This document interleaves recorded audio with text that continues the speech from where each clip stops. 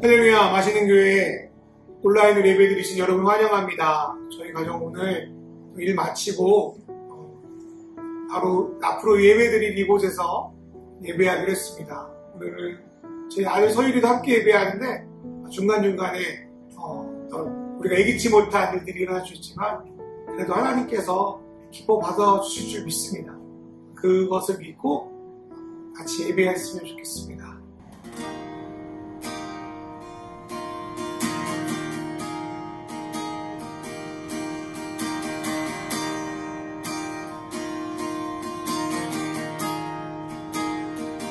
주를 위한 이곳에 예배하는 자들 중에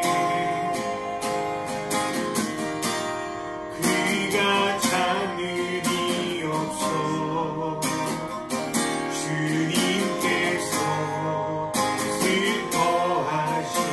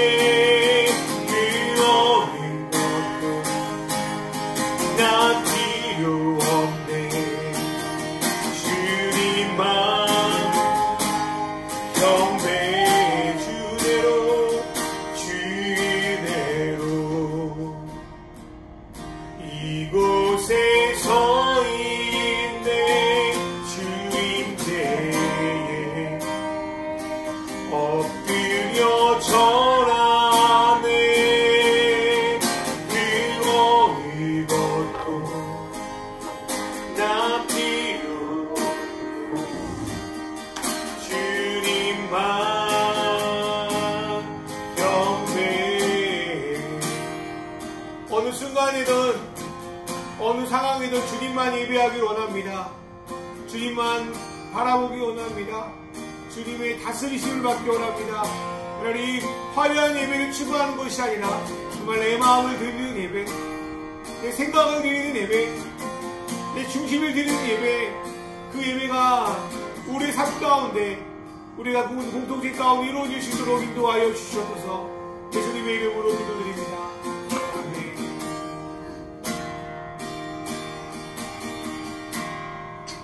찬양의 연기 모두 끝나며 주님 앞에 나와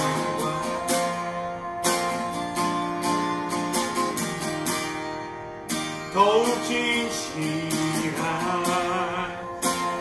예배 드리네. 주님을 향한 노래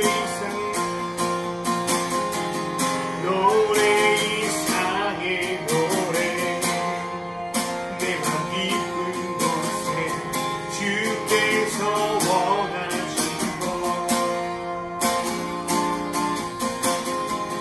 화려한 음악보다 끝없는 열정보다 중심을 원하시죠.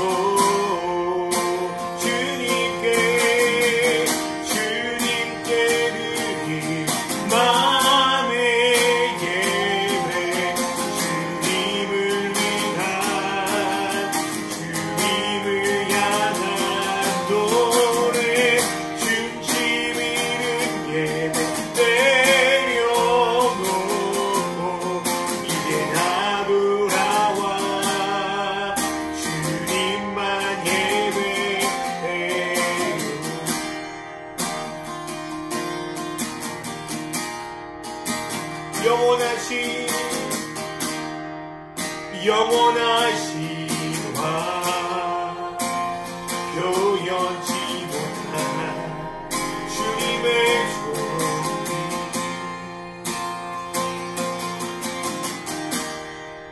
가난할 때도 연약할 때도 주의 모든 것 노래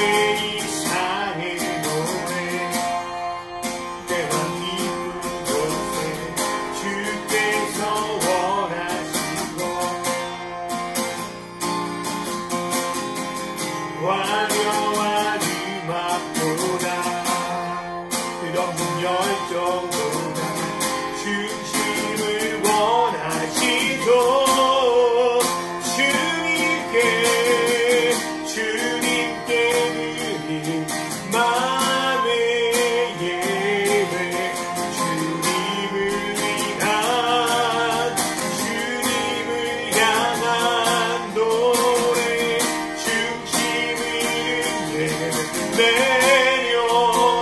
내려놓고 이제 나 돌아와 주님만 예배 주님께 드린 마음의 예배 주님을 향한 노래 중심 있는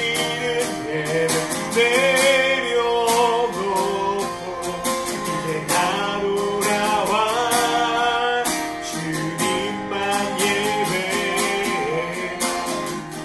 주님께 드린 마음의 예배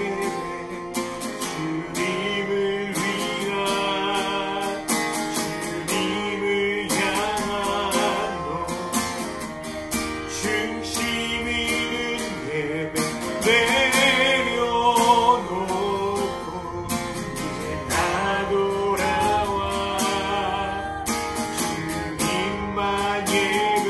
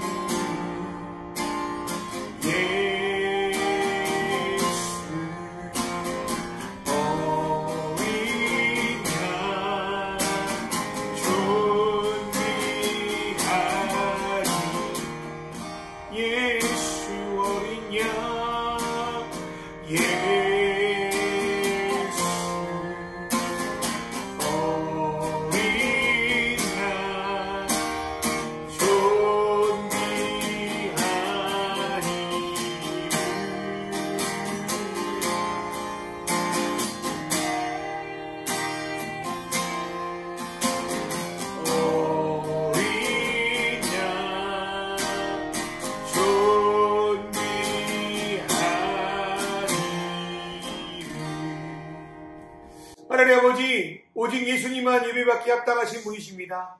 오직 예수 그리스도를 통하여 하나님을 예배해야 합니다. 상황과 환경과 보여지는 것이 아닌 오직 예수로 드리는 마음의 예배, 예수로 드리는 중심이 있는 예배, 예수로 드리는 영광과 진리의 예배를 드리기 원합니다. 하나님 아버지, 2000년 전에 이미 보여지는 것들을 폐하시고 예수로 드려진 예배를 선포하신 예수님, 오늘 이때에 그 예배가 우리에게 절실하게 필요합니다. 당연한 줄 알지만 너무 당연해서 잊어버리고 있던 예수를 드리는 예배, 예수를 붙드는 예배, 예수로 살아가는 그 예배, 그 예배가 우리 삶 가운데 회복될 수 있도록 인도하여 주십시오. 하나님 아버지, 우리의 삶 가운데 예배를 방해하는 것들이 너무 많습니다. 하나님 아버지, 마음의 중심을 붙들고 우리가 일을 하던, 우리가 밥을 먹던, 우리가 대화를 하던 예수의 예배를 회복시켜 주시옵소서. 오늘 예배 가운데 함께 하나님을 기대합니다. 이 모든 말씀 우리 주 예수 그리스도의 이름으로 기도드리옵나이다. 아멘. 오늘의 말씀은 요한복음 2장 13절에서 23절 말씀입니다. 유대 사람의 유월절이 가까워져서 예수께서 예루살렘으로 올라가셨다. 그는 성전들에서 소와 양과 비둘기를 파는 사람들과 돈 바꾸어 주는 사람들이 앉아있는 것을 보시고 노끈으로 채찍을 만들어 양과 소와 함께 그들을 모두 성전에서 내쫓으시고 돈 바꾸어 주는 사람들의 돈을 쏟아버리시고 상을 둘러 엎으셨다. 비둘기 파는 사람들에게는 이것을 걷어치워라. 내 아버지의 집을 장사하는 집으로 만들지 말아라 하고 말씀하셨다. 제자들은 주님의 집을 생각하는 열정이 나를 삼킬 것이다 하고 기록한 성경 말씀을 기억하였다.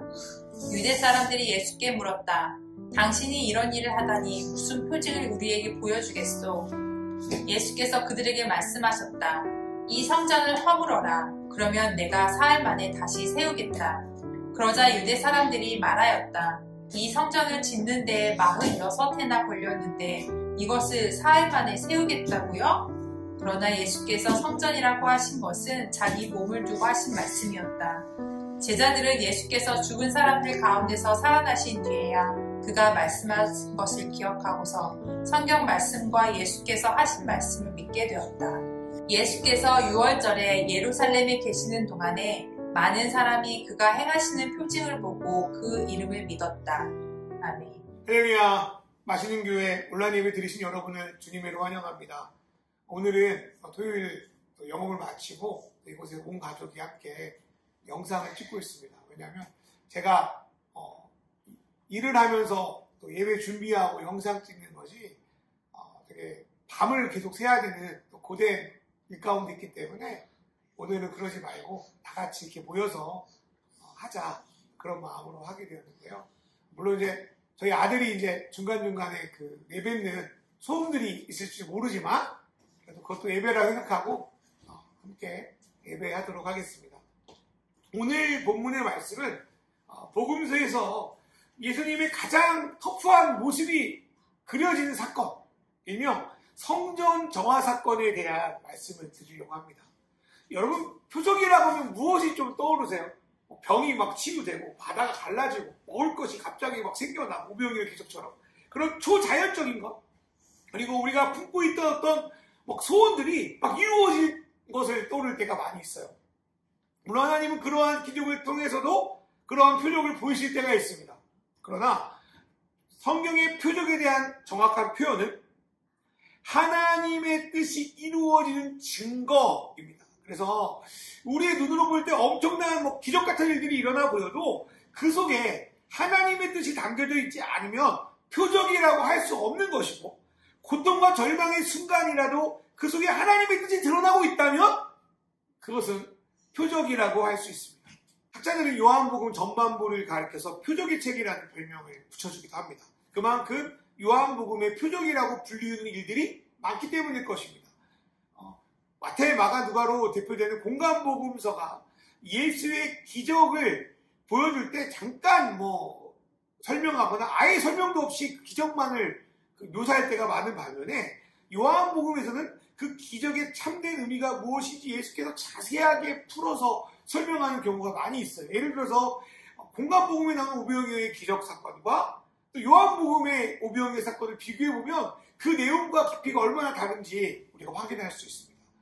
보통 요한복음의 7대 표적이라고 하면 가나의 혼인잔치, 왕의 신하의 아들 치유 사건, 38년의 병자 치유, 오병이어, 무리를 거르시는 것, 맹인 치유, 죽은 나사로 살리심, 그렇게 보통 꼽기도 합니다. 그런데 저는 7대 표적에 들어가지 않지만 오늘 우리가 읽었던 그 성전의 사건 역시 예수님이 이 땅 가운데 보여주신 표적이라고 생각합니다.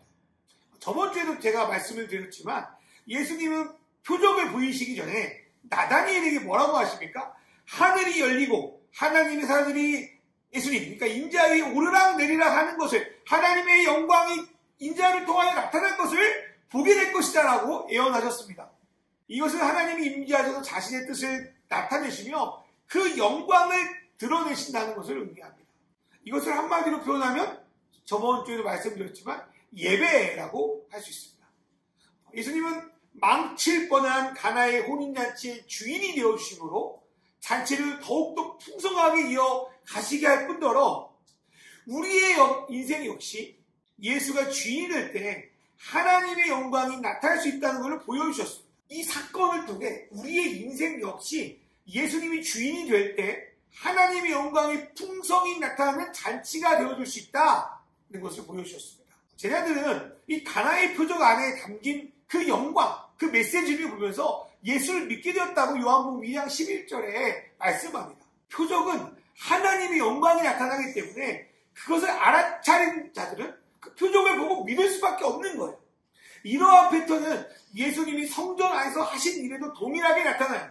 비록 가나의 혼인잔치처럼 초자연적인 기적은 나타나지 않았습니다. 그럼에도 불구하고 요한은 예수께서 예루살렘에서 행하는 표적을 보고 사람들이 믿었다고 증언합니다. 물론 이 표적이 성경에 증언되지 않았지만 다른 여러 가지 표적을 보고 믿었다고 해석할 수도 있겠지만 오늘 본문을 봐서는 예수님이 그 시기에 예루살렘에서 행한 일은 딱 한 가지, 바로 성전에서 하신 일, 그 일만 기록되고 있음을 우리가 알기 때문에 2장 23절에 나오는 표적은 바로 이 사건, 성전의 사건을 가리킨다고 저는 봅니다.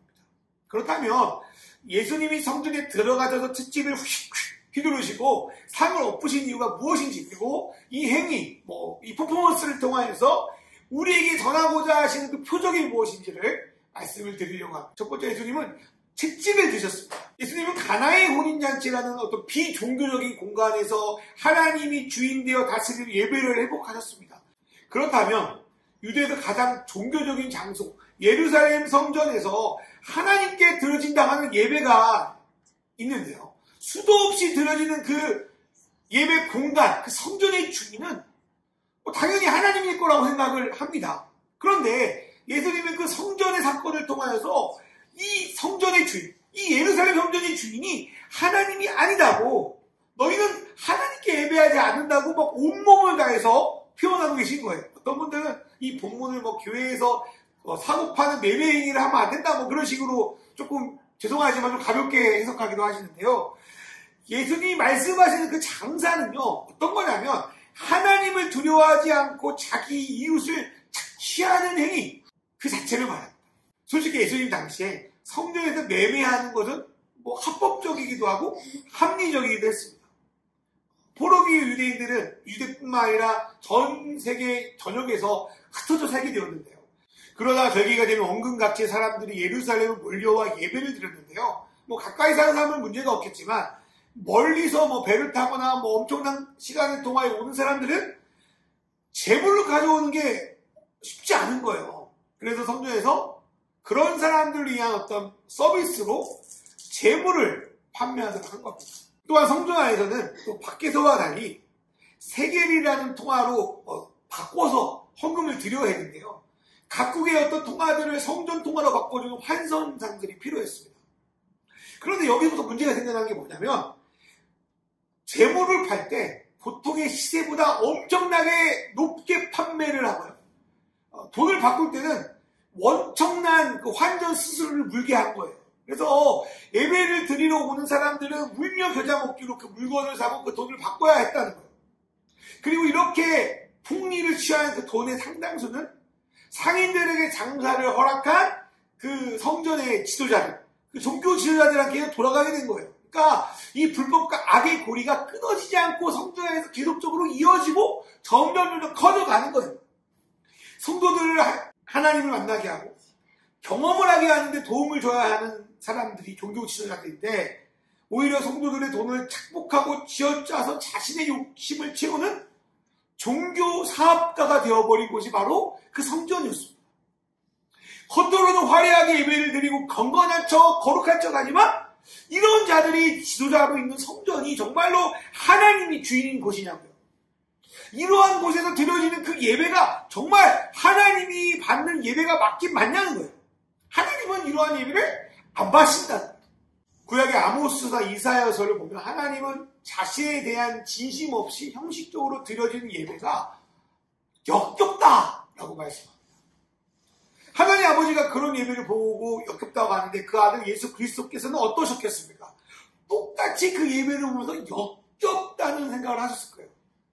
사랑이라는 본질을 잃은 채 겉으로는 거룩한 척 하면서 실제로는 성도들의 고열을 빨아먹는 그 현장을 예수님은 견딜 수 없어 하세요. 막 분노하기 시작하죠. 그래서 막 채찍을 들어서 양과 소를 쫙쫙쫙 쫓아내시고 환전상들의 동전이 쌓여있는 그 산을 엎어버리시고 막 그러시는 거죠. 그리고 특별히 예수님은 그들 중에서 비둘기 파는 사람들을 향해서 특별히 말씀하세요. 뭐라고 말해요? 아버지의 집을 장사하는 곳으로 만들지 마라 라고 말합니다. 아니 특별히 다른 사람도 아니고 왜 비둘기 파는 사람들에게 그렇게 말씀하셨냐고요. 그 이유는 뭡니까? 비둘기 제물은 구약에 보면 하나님이 돈 없는 가난한 사람들이 예배 드릴 수 있도록 배려하신 거니까 비둘기는 거의 뭐 공짜나 다름없게 거의 무료로 팔아야 되는 거예요. 싸게 팔아야 되는 거예요. 그런데 이놈들이 그 비둘기마저도 가난한 사람들을 위한 비둘기마저도 풍미를 취하고 있는 거예요. 그러니까 예수님이 화가 안 날 수가 없는 거죠. 너희가 가난한 사람의 그 고열을 빨아먹는구나. 종교라는 이름으로 그 가난한 사람을 핍박하는구나. 너희가 진짜 내 아버지 입을 장사하는 곳, 뭐 다른 표현에 강도의 속을 만들었다. 너희가 강도구나. 그렇게 예수님이 말씀하시는 거예요.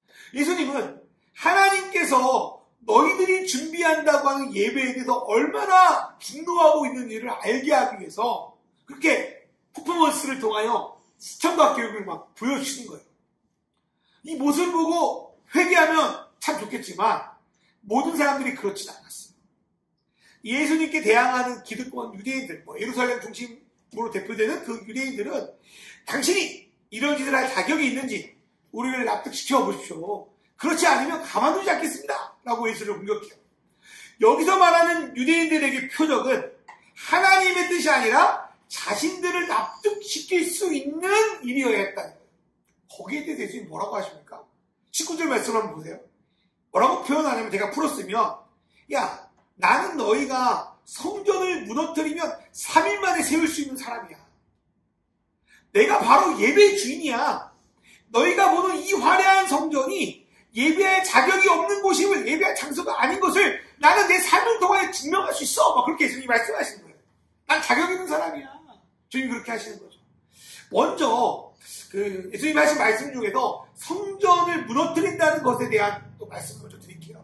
예수님은 단순히 지금 뭐 성전이 좀 문제가 있고 더러우니까 깨끗하게 청소하면 된다. 뭐 그렇게 생각하지 않았어요. 그래서 저는 이 본문을 성전 정화 사건 이렇게 표현하는 걸 되게 싫어합니다. 아무리 성전을 46년이나 공들여 지으면 뭐합니까? 성전의 진짜 주인이신 하나님이 그곳에 안 계시는데 그 성전 아무 필요가 없는 거죠. 예수님은 지금 보이는 화려한 성전이 진짜 하나님이 거하시는 하나님의 예배 받으신 성전이 아니라고 과감하게 선포하시는 거예요. 여러분 성전이 성전 역할을 하지 않으면 무너뜨리는 건 당연한 겁니다. 필요 없으니까. 그렇기에 예수님은 그 성전을 무너뜨리라고 말씀하시는 거예요. 마가복음 11장을 봐도 요한복음과 비슷한 성전 사건이 나와요. 거기에서 예수님은 성전에 들어가기 전에 뭘 하냐면요. 입만 무성하고 열매가 없는 무화과 나무를 저주하십니다. 그 후에 성전에 들어가요. 그리고 오늘 본문과 같은 행동을 하세요. 그렇게 해서 난리를 부르스를 치니까 어떤 일이 벌어집니까? 그 순간 성전으로 들어가는 제물이 끊겨가지고 잠시 성전의 제사가 중단돼요. 예수님은 이것을 예배가 잠깐 멈춘 것 정도로 생각하지 않으셨어요. 그거를 우리가 어떻게 할 수 있냐면 그 다음날 사건을 보면 알 수 있어요. 그 다음날 제자들이 어제 예수님이 저주한 무화과 나무를 봅니다. 근데 무화과 나무가 예수님이 저주하신 대로 죽어 있는 거예요. 많은 사람들이 이 본문에서 난해의 구절이다 어렵다 이런 말 하는데 간단하게 말하면요. 예배를 더 이상 받지 않겠다고 선언하시고 성전을 중지시켜버리신 거예요. 무화과 나무는 예루살렘 성전의 상징이에요. 예수님은 무화과 나무 저주를 통하여 보이는 것만 급급하고 본질이시 하나님은 없는 이 성전을 내가 중단하겠다. 여기서 드려진 예배를 받지 않겠다고 선포하신 것과 다름이 없습니다. 어떤 면에서 보여지는 예배, 화려한 장소에도 드려지는 예배는 더 이상 예배가 아니라고 주님이 선포하신 겁니다. 2000년에 예수님이 말씀하신 이 본문은 오늘날 우리가 살아가는 한국교회에게 큰 의미가 있다고 생각이 들어요. 그동안 한국교회는 성장주의와 맞물려서 많은 사람들이 모이는 건물을 짓는 것에 온 힘을 다해 옵니다. 그리고 그렇게 큰 건물을 지으면 하나님의 축복을 받았다고 자랑했습니다. 그런데 이미 2000년 전에 예수께서 보이는 건물에서 예배를 받지 않겠다고 말씀하셨어요. 그러니까 건물이 중요한 게 아니라 건물 있어도 없어도 괜찮은데 건물이 중요하지 않으신 거죠. 그럼에도 불구하고 한국교회는 교회 건물 짓는 것을 마치 솔로몬의 성전 짓는 것처럼 포장하여 많은 돈을 들여서 건물을 지어왔습니다. 그래서 눈에 보이기에 너무나도 화려한 교회 건물들이 성전이라는 이름으로 한국 도처에 넘쳐납니다. 그러나 예수님이 오늘 본문의 유대인들에게 말씀하신 것처럼 내가 너에게 건물에서 예배 받지 않겠다고 한다면 그러한 수많은 건물들이 아무런 의미가 없다고 말씀하신다면 이 얼마나 허무하고 황망한 일입니까? 아무리 눈에 보이는 화려한 예배라도 좋은 건물과 많은 사람이 모인 예배라도 그곳에 본질이 빠져있다면 하나님 그 예배를 받으시 않으신다는 거예요. 그렇다면 하나님이 받으신 예배는 뭡니까? 그것은 예수님을 주로 믿고 예수로 예배하는 겁니다. 19절 말씀 후반부를 보니까 성전을 무너뜨리면 3일 만에 성전을 세우겠다라고 말씀합니다. 이게 무슨 말이죠? 이것은 십자가의 죽음과 부활을 통해서 우리와 하나님 사이에 놓인 모든 담을 무너뜨리고 예수를 통하여 진짜 예배를 드리게 하겠다는 것이에요. 마가복음 11장 22절부터 25절 말씀을 보면은 무화과 나무의 저주가 실현된 후에 예수님은 이제 성전이 아니라 언제 어디서든지 하나님을 믿고 예배할 수 있는 예배 공동체가 나타날 거라고 예언하십니다. 요한복음 4장에서는 이것을 시간과 장소, 성별, 신분에 구애받지 않고 예수 그리스도를 통하여 하나님을 직접 만나 드리는 예배, 영과 진리의 예배라고 말씀하고 있습니다. 예수님은 이 예배를 십자가와 부활을 통하여 우리에게 주셨습니다. 그리고 십자가와 부활을 통하여 우리에게 성전이 되어주셨습니다. 예수님이 죽으시는 동안 여러분 다 알다시피 성전의 규장이 위에서 아래로부터 찢어진 것은 이게 하나님께서 다른 어떤 것이 아니라 예수를 통하여 우리와 만나셨다는 거예요. 성전 되신 예수님은 그리고 그를 진정 믿는 사람들 안으로 들어가서 우리를 하나님과 하나 되게 하실 뿐만 아니라 건물이 아닌 예수를 믿는 우리 각 사람을 바로 하나님의 성전으로 세워지게 하십니다. 이 말씀은 교회 안에서 매우 당연하고 상식적인 내용이죠. 하지만 실제로 이 상식적인 말씀이 교회 안에서 제대로 지켜지지 않고 있다는 거예요. 예수를 믿는다고 하지만 정말 예수가 중요합니까? 예수님의 뜻이 다른 어떤 것보다 우선순위에 있습니까? 말로는 하나님을 예배한다고 하지만 실제로 성도들에게 폭리를 취하는 1세기 유대인 지도자처럼 예수를 믿는다고 하지만 어떤 돈에 취해 권력의 명예에 취해서 예수님을 이용하는 모습들이 얼마나 많이 있습니까?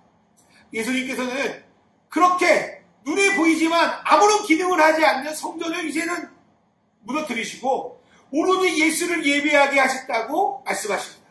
그 말씀은 오늘날 이 시대 그리스도인들에게 매우 유효한 말씀이라고 저는 믿습니다. 이 시대 한국교회 문제는 뭡니까? 이 시대 저의 문제는 뭡니까? 진짜 예수를 잃어버리는 문제입니다. 진짜 예수를 알면 신앙의 이름으로 포장하여 들고 있던 수많은 것들이 이제 아무것도 아닌 걸 알게 돼요. 그래서 놓게 되는 거죠. 그리고 진정 예수님이 원하는 방향으로 나의 삶을 돌릴 수 있는 용기가 생깁니다. 작년부터 시작된 코로나 바이러스는 이제까지 교회가 갖고 있었던 문제들을 수면 위에 드러나겠죠. 그러나 그것도 잠시 다시 익숙해지니까 예전의 모습으로 현상 유지로 돌아가려고 합니다. 어떻게 변형을 일으키거나 새로운 방향으로 가거나 이런 것들은 전혀 보이지 않을 것 같아요. 그런데요, 예수님이 무너진다고 말씀하신 그곳에는 소망이 없어요. 예수님을 바라보면서 우리 안에 무너뜨리라 하는 것이 무엇인지 직면해야 됩니다. 회피하면 그때는 도망갈 수 있지만 결국 그 회피가 나에게 절망과 파괴로 다가옵니다. 사랑하는 여러분, 어쩌면 지금 채찍을 드시는 주님 앞에 서서 무너지고 파괴해야 되는 것들을 달게 받아야 돼요.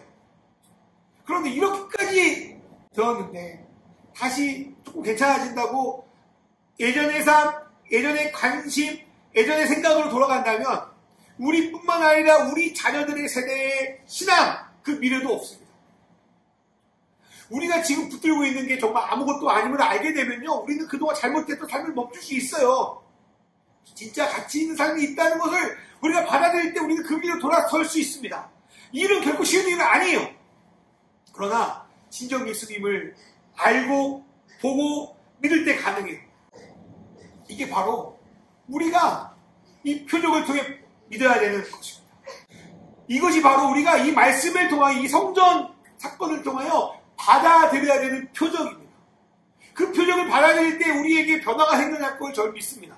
여러분, 오늘 말씀의 표적을 받아들이셔야 됩니다. 이 표적을 받아들일 때 우리는 회개가 일어날 수 있어요. 우리 삶에 다시 소망이 일어날 수 있어요. 여러분, 물론 이 표적은 우리에게 화합된 기쁨과 어떤 유익을 가져다 주는 것은 아니에요. 우리에게 어쩌면 절망도, 어쩌면 슬픔도, 어쩌면 외로움도 가져다 줄 수 있어요. 그러나 하나님이 지금 우리에게 보여주시는 이 표적은 그러한 종류의 것이에요. 그러나 그러한 절망 속에서 예수님은 3일 만에 부활하셨어요. 그리고 희망이, 우리가 품고 있던 희망이 절망으로 끝나는 것이 아니라 반드시 이루어지는 소망이 되게 하셨습니다. 그 3일의 시간 때문에 말이에요. 어쩌면 우리가 겪는 이 시간은 그 3일의 시간일지도 모르겠어요. 그러나 그 시간 속에서 나태해지고 절망하고 예전의 모습으로 돌아가는 것이 아니라 예수를 붙들고 살아갔으면 좋겠어요. 여러분, 교회에 소망이 있습니까? 물론 여러분의 교회가 소망이 있을 수 있지만 대부분의 교회들이 소망이 없다고 말해요. 우리가 세운 교회는 소망이 없어요. 그러나 교회의 주인이신 예수가 세우신 교회는 소망이 있고요. 그렇기 때문에 우리 예수를 바라보고 나아가야 될 줄 믿습니다. 우리 안에 오로지 예수를 예배하고 예수로 살아가는 그런 공동체를 허락하실 줄 믿습니다. 저 여러분을 통하여 여러분의 가정이 그러한 예수 공동체가 되기를 축원합니다. 기도하시겠습니다. 하나님, 우리가 드리는 예배가 하나님 보시기에 분노를 유발하는 예배가 아니라 영과 진리로 드려진 예배가 되게 하소서.